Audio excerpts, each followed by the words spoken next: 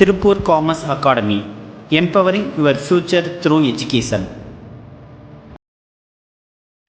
Hi friends, today நம்ம பார்க்கிறது marketing segmentation. Marketing செக்மெண்டேஷனை நம்ம நாலா பிரிக்கிறோம்.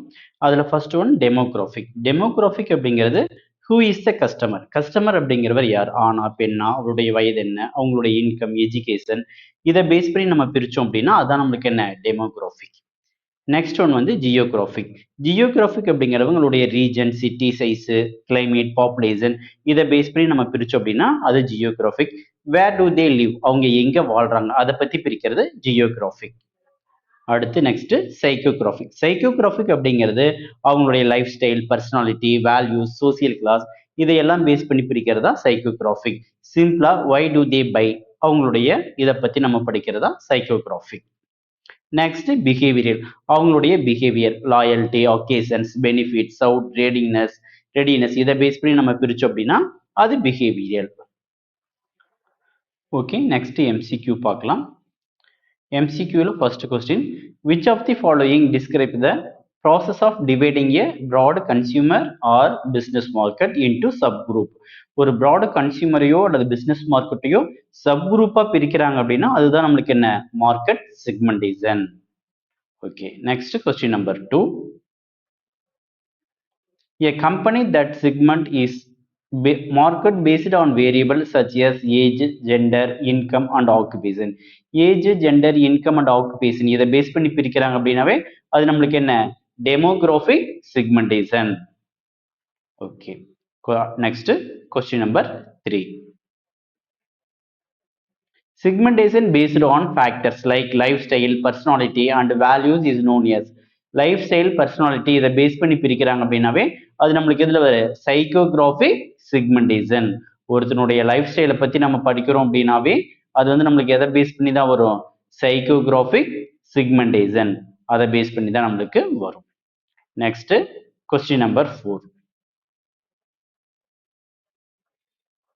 When a consumer is segmented based on their loyalty status or usage rate, heavy users with light users, it falls under. ஓகேங்களா, அவங்களுடைய loyalty status, usage rate, இதை base பண்ணி நம்ம படிக்கிறோம் அப்படின்னாவே அது வந்து நம்மளுக்கு என்ன பிஹேவியரல் செக்மெண்டேஷன். இந்த மாதிரி கன்சியூமரை பிரிச்சாங்கன்னா அது behavioural segmentation. Next question number 5. இந்த VALS, values, attitudes and life style, இதை பேஸ் பண்ணி பிரிக்கிறாங்க அப்படின்னாவே அது வந்து நம்மளுக்கு என்ன popular tool used for which type of segmentation. இது என்ன செக்மெண்டேஷன் நம்மளுக்கு psychographic segmentation. Okay, next question number 6.